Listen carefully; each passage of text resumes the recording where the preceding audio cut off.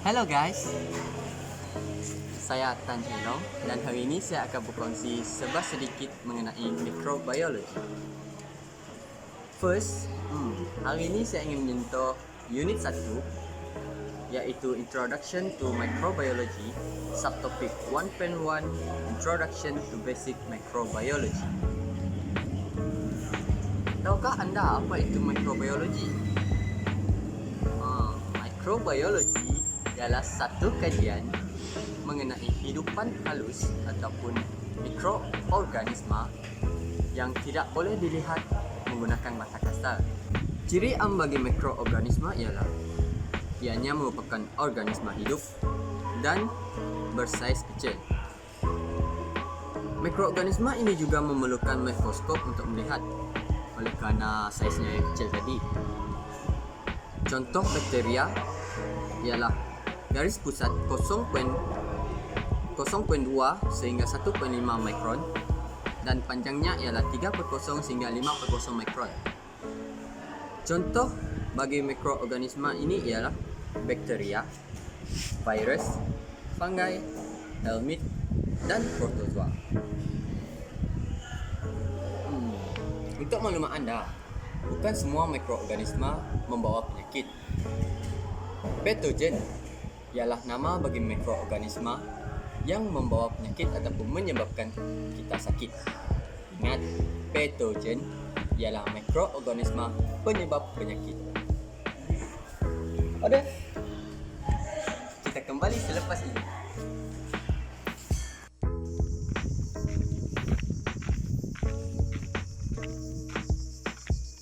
Hai guys, kita kembali lagi. Sekarang kita akan beralih ke tajuk taksonomi. Tahukah anda apa itu taksonomi? Takkan?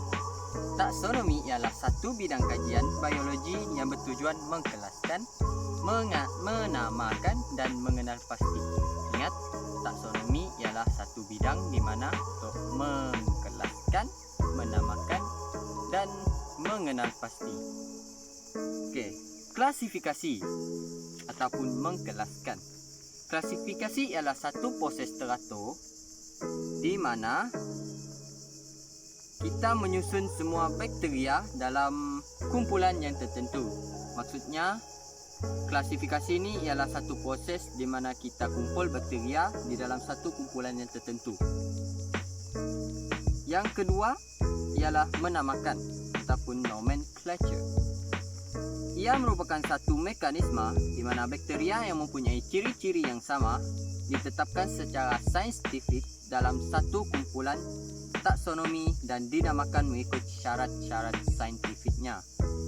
Apabila kita sudah mengklasifikasi dia, kita akan pergi ke tahap yang kedua, iaitu menamakan, iaitu di mana bakteria yang mempunyai ciri-ciri yang sama kita kumpulkan dalam satu kumpulan dan kumpulan tersebut kita namakan.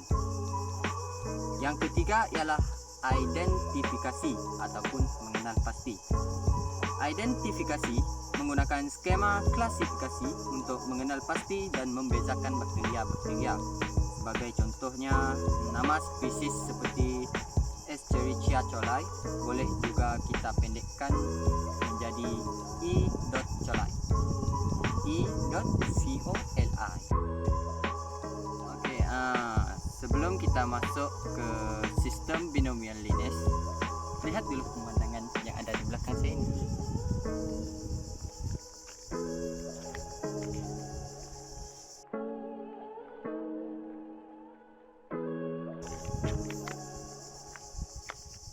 Sudah puas melihat pemandangan? Sekarang kita masuk kepada sistem binomial lineage. Sistem binomial ialah sistem antarabangsa dan menjadi satu sistem komunikasi dan rujukan bagi seluruh dunia dalam bidang biologi. Ingat, sistem binomial digunakan secara antarabangsa untuk bidang biologi. Sistem binomial lineage ini adalah menamakan dan mengkelaskan semua organisma mengikut ciri-ciri tertentu berdasarkan morfologi. Hierarki dalam sistem binomial ini ialah Alphi-Cofax, iaitu alam, filum, kelas, order, family, genus, dan spesies. Okey, seterusnya kita beralih ke topik yang seterusnya, iaitu sel eukariot dan prokariot. Mikroorganisma ini dibahagi kepada dua faham, iaitu eukariot dan prokariot tadi. Eukariot bermaksud mempunyai nukleus jati. Ingat eukariot ialah nukleus jati. Maksudnya eukariot ini mempunyai nukleus jati lah. Okey, yang kedua ialah prokariot. Prokariot bermaksud memiliki nukleus yang lebih primitif. Berbanding dengan eukariot, ia mempunyai nukleus sejati. Bukan sejati, jati. Prokariot pula nukleus yang lebih primitif. Bagi prokariot, ciri-ciri amnya ialah berperingkat rendah. Saiz prokariot kecil dan mempunyai struktur yang mudah. Prokariot juga mempunyai nukleus iaitu single kromosom dan tiada selaput nukleus. DNA pada prokariot pula dalam bentuk bebas dalam sitoplasma, tidak mempunyai organel lain kecuali ribosom yang kecil. Pembiakan bagi prokariot ialah belahan dedua ataupun binari. Contoh-contoh bagi sel prokariot ialah bakteria, mycoplasma, Schlamdae dan Rickettsia. Bagi eukariot pula, ia berbeza daripada prokariot, iaitu yang pertama, eukariot berperingkat tinggi berbanding prokariot, iaitu berperingkat rendah. Eukariot juga mempunyai nukleus iaitu multiply kromosom dan diliputi oleh membran. DNA bagi eukariot disusun dalam struktur kromosom berbanding DNA prokariot dalam bentuk bebas kan. Dan eukariot ini dalam struktur kromosom. Sitoplasma bagi eukariot mempunyai struktur khas seperti mitokondria, lisosom dan ribosom. Pembiakan bagi eukariot pula berbeza daripada pembiakan bagi prokariot, iaitu pembiakan secara mitosis. Contoh-contoh sel eukariot ialah fungi, helmin, protozoa dan kita sendiri, manusia.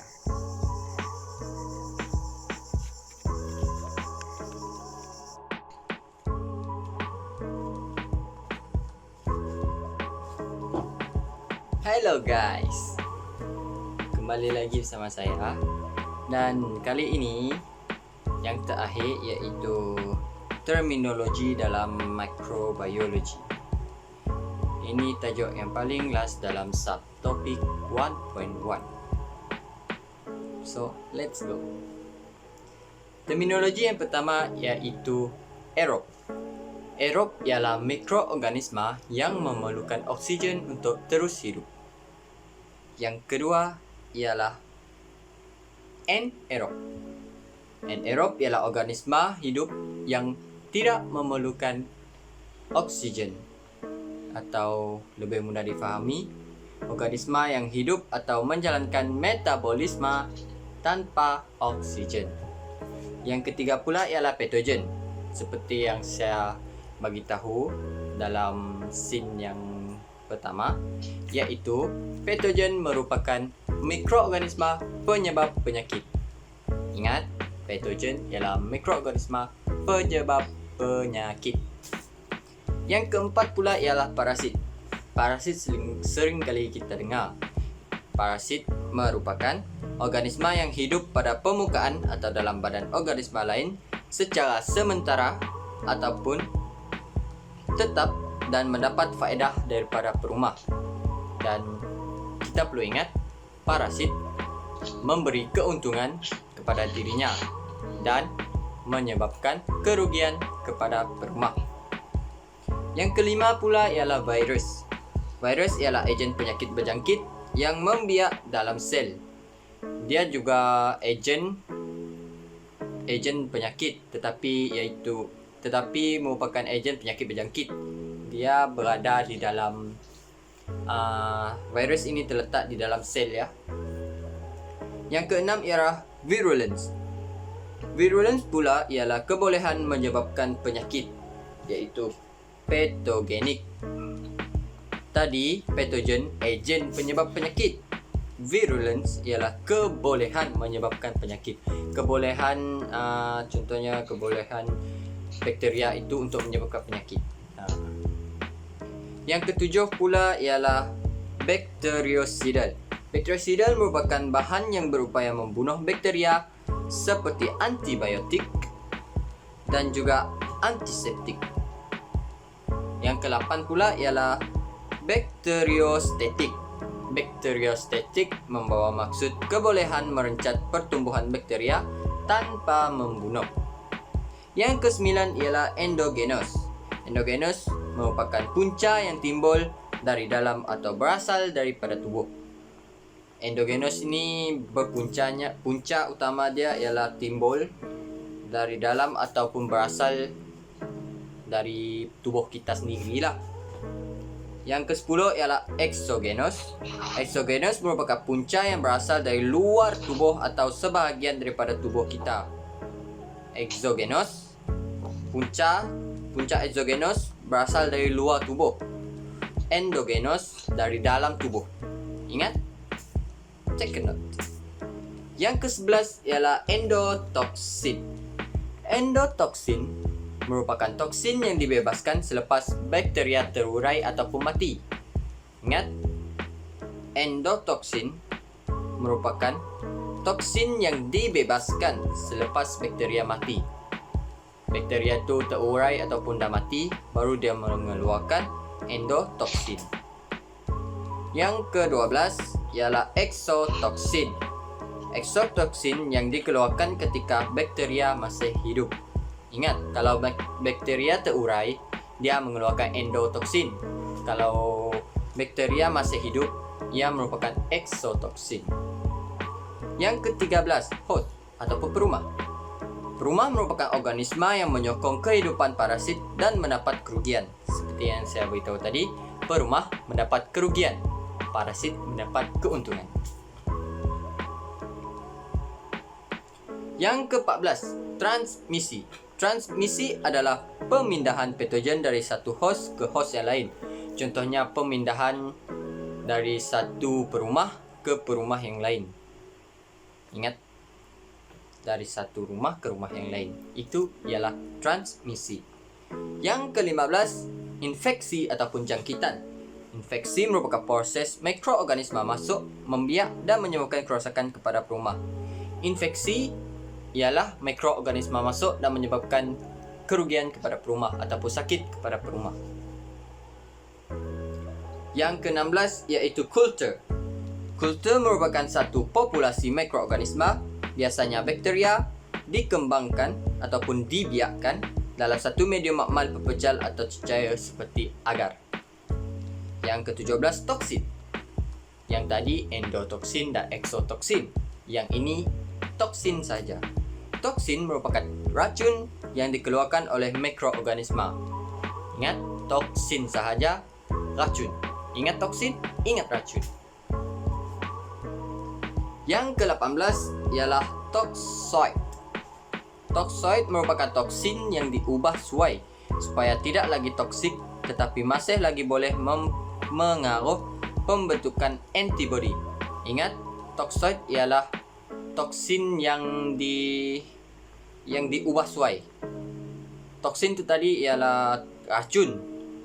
Apabila namanya berubah menjadi toxoid, ia merupakan toksin juga tetapi telah diubah suai. Yang ke-19, septicemia. Septicemia merupakan jangkitan mikroorganisma di dalam darah. Fagosit. Fagosit merupakan sel yang berupaya menelan bakteria, protozoa, sel dan mikroorganisma yang lain. Fungsi fagosit ni adalah untuk makan. Something like that. Dia untuk makan sel ataupun menelan sel, membunuh sel bakteria, protozoa, mikroorganisma dan lain-lain. Fagositosis. Fagositosis merupakan proses penelanan. Kan fagosit waktu tadi dia makan ataupun menelan. Proses makan ataupun menelan itu dipanggil fagositosis. Fagositosis, menelan dan pencernaan bakteria dan mikroorganisma asing lain oleh fagosit. Ingat ya. Yang ke-22, fomite. Fomite merupakan benda tidak bernyawa yang boleh menyebabkan penyakit.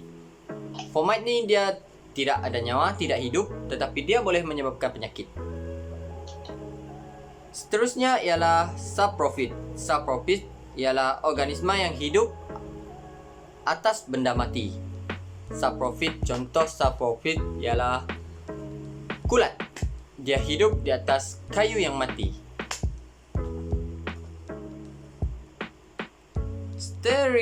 Sterilisasi iaitu proses membunuh semua mikroorganisma termasuk spora. Proses kita untuk membunuh mikroorganisma ataupun spora dipanggil sterilisasi. 25 pula disinfeksi. Disinfeksi merupakan proses membunuh sebahagian mikroorganisma kecuali spora. Tadi proses membunuh semua mikroorganisma termasuk spora dipanggil sterilisasi. Tetapi yang ini ialah proses membunuh juga. Dia membunuh mikroorganisma saja, tidak termasuk spora, dan ia dipanggil disinfeksi. Yang ke-26, kemoterapi. Takkan tak tahu kot kemoterapi. Tak apa, saya beritahu dia. Kemoterapi merupakan perawatan penyakit yang menggunakan bahan-bahan kimia yang bertindak terhadap mikroorganisma yang menyebabkan penyakit. Okey, tak perlu saya terangkan, korang pun dah tahu apa itu kemoterapi. 27. Antibiotik. Kita kalau pergi hospital ataupun klinik, kita akan diberi ubat antibiotik. Kegunaan antibiotik tersebut ialah dia merupakan bahan semula jadi atau tiruan yang dapat menghalang pembiakan dan membunuh mikroorganisma. Sebab itulah kalau kita pergi klinik ataupun hospital, mereka akan membagi antibiotik tersebut. Fungsinya adalah untuk membunuh kuman di dalam badan kita ataupun untuk membunuh bakteria di dalam tubuh badan kita. Ke-28 ialah antiseptik. Antiseptik ni juga sering kita dengar ya. Antiseptik merupakan bahan yang dapat mencegah kehidupan organisma yang digunakan di atas kulit. Antiseptik kita main sapu-sapu, contoh kalau ada masalah kulit ke apa ke, kita guna antiseptik, kita sapu-sapu ya. Yang ke-29, vaksin. Sewaktu kita bayi dahulu, kita sering diberi suntikan vaksin kan? Ini ialah maksud sebenar vaksin atau fungsi vaksin. Vaksin merupakan pencair terampai dengan mikroorganisma yang telah mati. Di dalam vaksin, dia ada mikroorganisma tetapi telah mati atau lemah. Lalu dimasukkan dalam tubuh dan akan merangsang pembentukan antibodi bagi penyakit tersebut. Ramai orang, saya pernah terdengar lah, ramai orang-orang kampung ataupun orang yang kurang berpengetahuan ini menganggap suntikan vaksin ini adalah tidak sehat. Memang betul, suntikan vaksin ini kita suntik mikroorganisma ke dalam tubuh badan kita. Tetapi mikroorganisma tersebut telah mati adapun dalam keadaan lemah. Tujuannya adalah untuk meningkatkan lagi antibodi kita. Jangan salah anggap ya. Yang terakhir ialah komensel. Komensel merupakan mikroorganisma yang hidup dalam badan, normal flora lah. Namun jika berpindah ke bahagian tubuh yang lain, boleh menyebabkan penyakit. Maksudnya dia komensel ni dia perlu stay je kat situ. Kalau dia pindah, dia akan menjadi penyakit. Ya? So yeah.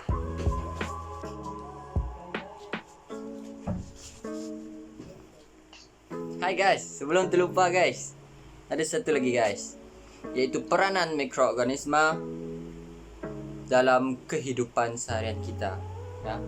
So ramai yang tidak mengetahui kepentingan mikroorganisma dalam kehidupan seharian kita. So let's check it out. Yang pertama, dalam bidang Pencernaan makanan. Saluran makanan herbivore mempunyai bakteria dan protozoa yang menghasilkan enzim selulosa untuk mencerna yang menghasilkan enzim selules untuk mencerna selulosa. Okey. Menghasilkan enzim selules mencernakan selulosa.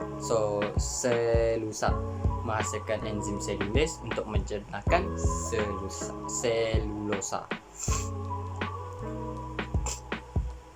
Selulosa, enzim selules, glukosa. Macam tu hasilnya menjadi glukosa.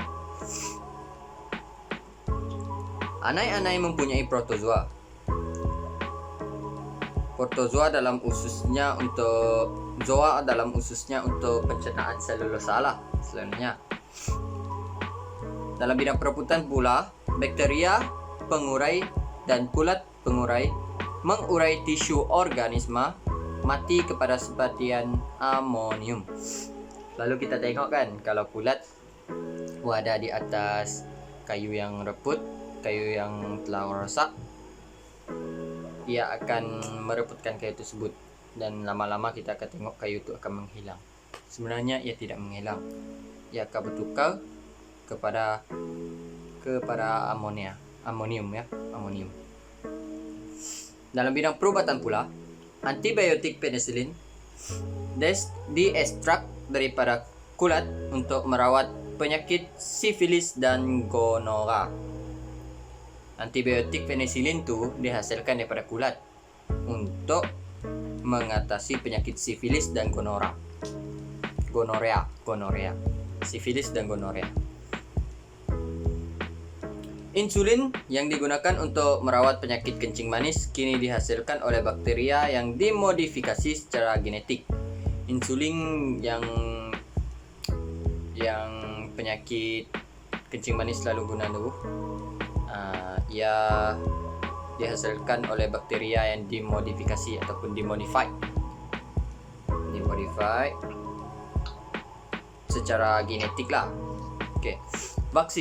Vaksin yang mengandungi patogen yang mati atau dilemahkan disuntik ke dalam badan seseorang untuk mencegah jangkitan penyakit. Dalam vaksin ada bakteria dalam vaksin ada mikroorganisma, tetapi mikroorganisma tersebut telah mati ataupun lemah lah, dan ia kemudian disuntik untuk meningkatkan antibodi dalam badan kita. Dalam bidang pertanian pula, bakteria pengikat nitrogen dalam nodul akar tumbuhan ke kacang menukarkan gas nitrogen dalam atmosfera kepada nitrat. Gas nitrogen yang dibebaskan di atmosfera ataupun di udara akan disedut, kemudian ditukarkan ke. Seterusnya ialah bakteria pengurai dan kulat pengurai. Bakteria pengurai dan kulat pengurai ini menguraikan bahan organik kompleks kepada yang ringkas. Contohnya, daripada bahan yang kompleks dia ringkaskan, dia uraikan supaya menjadi ringkas untuk memudahkan tumbuhan. Sebilangan mikroorganisma digunakan sebagai kawalan biologi untuk menghapuskan perosak tanaman. Contoh mikroorganisma ini rantai makanan lah. Contohnya kalau ada sawah padi, kita tanam padi ke sawah, dan ada tikus yang merosakkan padi tersebut, maka kita boleh letakkan kucing untuk tangkap tikus tersebut, ataupun jika tikus tersebut dalam kuantiti yang banyak, maka peratus untuk ular berada di situ adalah besar, sebab ular makan tikus ataupun tikus dimakan oleh ular. Begitu ya. Seterusnya ialah dalam perindustrian, iaitu pembuatan roti. Yeast menguraikan gula dan menghasilkan karbon dioksida yang menaikkan adunan roti lembut. Roti ataupun kek yang selalu kita makan tu, yang kita selalu beli kat kedai tu, yang sedap tu, itu sebenarnya yang menyebabkan roti ataupun kek berkembang ialah yeast sebenarnya. Kita letakkan yeast untuk mengembangkan adonan roti tersebut. Sebab tu kita nampak dia kembang dan sedap dimakan. Lapar. Seterusnya ialah pembuatan minuman beralkohol. Ini bagi yang mabuk lah, yang minum alkohol selalu. Berhentilah mabuk dengan ni. Bakteria pengurai yeast ditambahkan pada jus buah-buahan dan direndam dalam tempoh tertentu. Mereka cakap alkohol ni sedap, tapi tengok ni, yeast ditambah pada jus buah-buahan. Dia buat jus buah-buahan dan dia tambahkan yeast dan direndam dalam tempoh masa yang lama. Kalau buah kita biarkan dalam tempoh masa yang lama, dia akan rosak, guys. So, bagi pemabuk yang minum alkohol, dia minum benda yang telah rosak. Yang seterusnya ialah membuat tali dan kain. Bakteria pengurai merebutkan tisu-tisu antara gentian dalam batang jut dan rami. Gentian yang diperoleh digunakan untuk membuat tali dan kain. Tali, baju kita ni, kain kita ni,